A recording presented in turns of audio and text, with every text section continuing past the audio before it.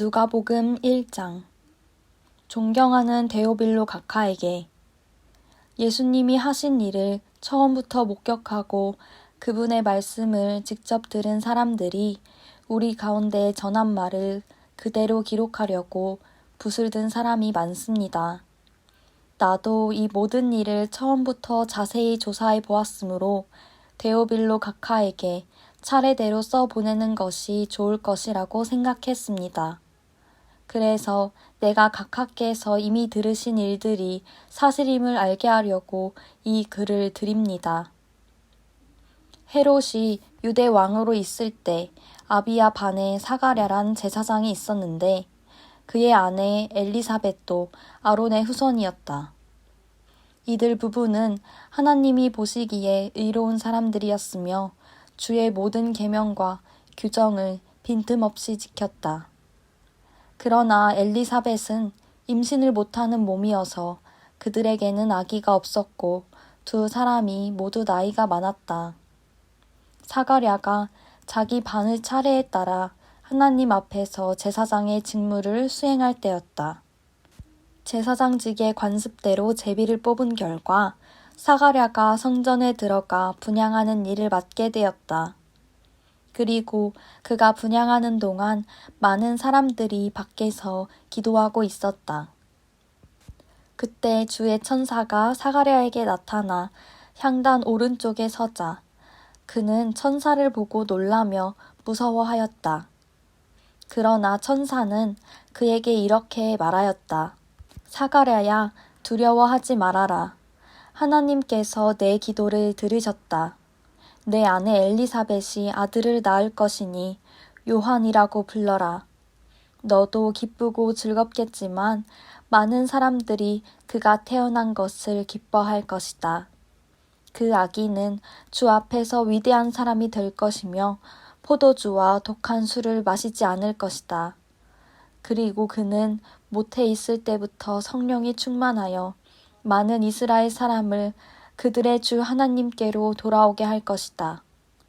그는 엘리야의 정신과 능력을 가지고 주님보다 먼저 와서 아버지의 마음이 자녀들에게 돌아서게 하고 순종치 않는 사람들이 의로운 사람의 지혜를 갖게 하여 백성들이 주님을 맞이할 준비를 갖추게 할 것이다. 사가랴가 천사에게 나는 늙었고 내 아내도 나이가 많은데 어떻게 이런 일이 있을 수 있습니까? 하고 묻자 천사가 대답하였다. 나는 하나님을 모시고 있는 가브리엘이다. 하나님께서 이 기쁜 소식을 너에게 알리라고 나를 보내셨다. 내가 내 말을 믿지 않았으므로 이런 일이 일어날 때까지 벙어리가 되어 말을 못할 것이다.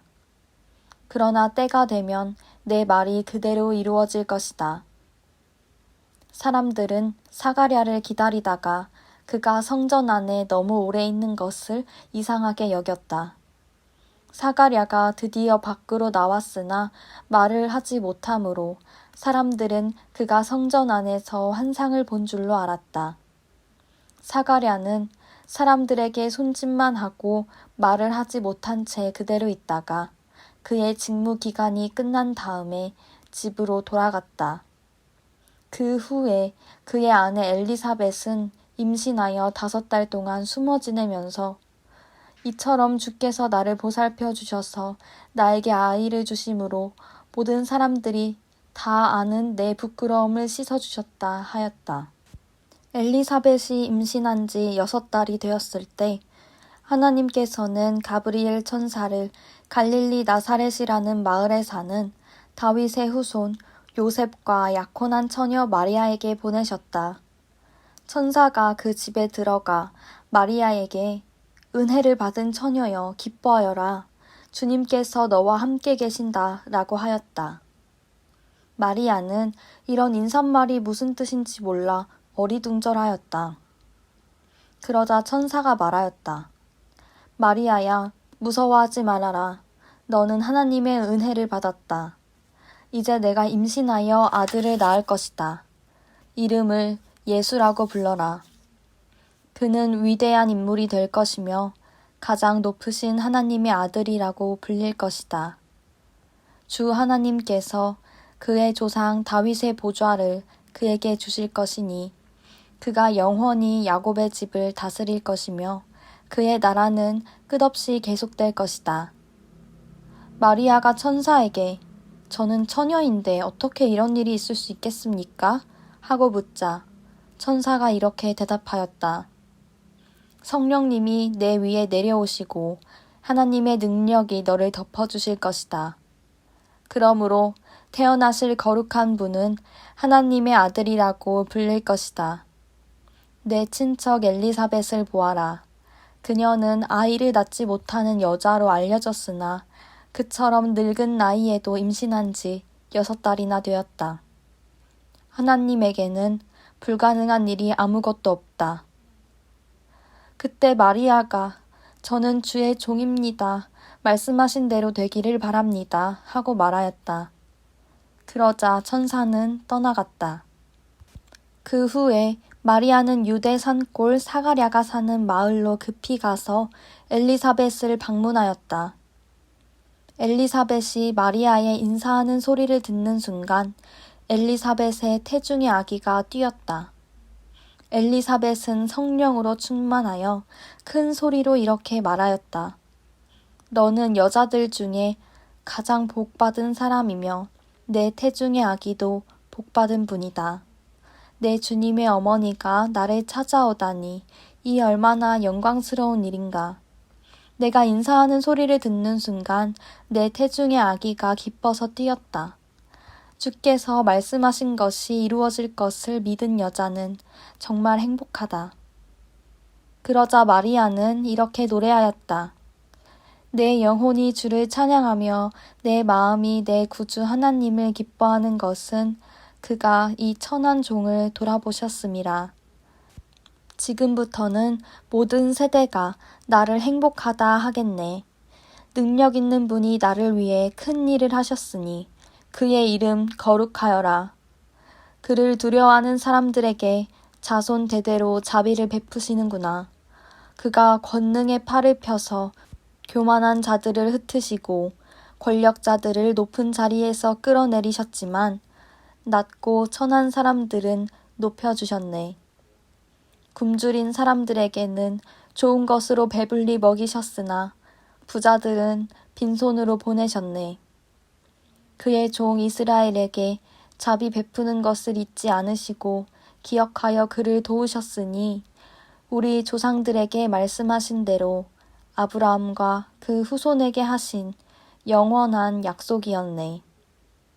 마리아는 엘리사벳의 집에서 3달 동안 지내다가 자기 집으로 돌아갔다. 엘리사벳은 달이 차서 아들을 낳았다. 이웃과 친척들은 주님께서 엘리사벳에게 큰 자비를 베푸셨다는 소식을 듣고 함께 기뻐하였다. 아기가 난 지 8일 만에 할례식이 베풀어졌다. 식에 참석한 사람들은 아버지의 이름을 따서 아기 이름을 사가랴로 부르려고 하였다. 그러나 아기 어머니는 아니요, 요한이라고 불러야 합니다 하고 대답하였다. 사람들이 친척 중에는 이런 이름을 가진 사람이 없는데 하며 사가랴에게 손짓으로 아기 이름을 뭐라고 지었으면 좋겠느냐고 물었다. 사가랴가 필기도구를 달라고 하여 아기 이름을 요한이라고 쓰자 사람들은 모두 놀랐다. 바로 그 순간에 사가랴의 입이 열리고 혀가 풀려서 말을 하게 되어 하나님을 찬양하였다. 그래서 이웃 사람들이 다 두려워하였고 또 이 소문이 온 유대 산골에 쫙 퍼졌다. 그리고 듣는 사람마다 모두 이 말을 마음에 새기며 이 아기가 앞으로 어떤 사람이 될까 하고 말했는데 이것은 주의 손길이 그 아기와 함께하였기 때문이었다. 아기 아버지 사가랴는 성령님의 감동을 받아 이렇게 예언하였다. 이스라엘의 주 하나님을 찬양하여라. 그가 오셔서 자기 백성을 죄에서 건져주셨고 그의 종 다윗의 집에서 우리를 위하여 구원의 주를 일으키셨으니 오래전에 그의 거룩한 예언자들을 통해서 말씀하신 대로 우리 원수들과 우리를 미워하는 모든 사람들의 손에서 우리를 구원하는 구원이라.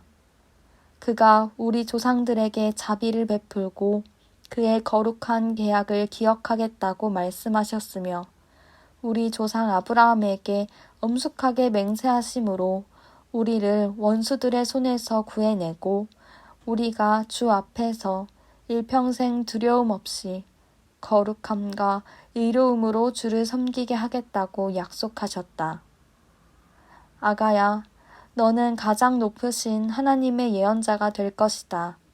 너는 주님보다 미리 와서 그의 길을 준비하여 죄를 용서받음으로써 얻는 구원의 길을 그의 백성들에게 전할 것이다. 이 모든 일은 우리 하나님의 자비로 된 것이니 하늘에서 떠오르는 태양이 우리를 찾아와 어둠과 죽음의 그늘에 사는 사람들을 비추고 우리를 평화의 길로 인도하리라.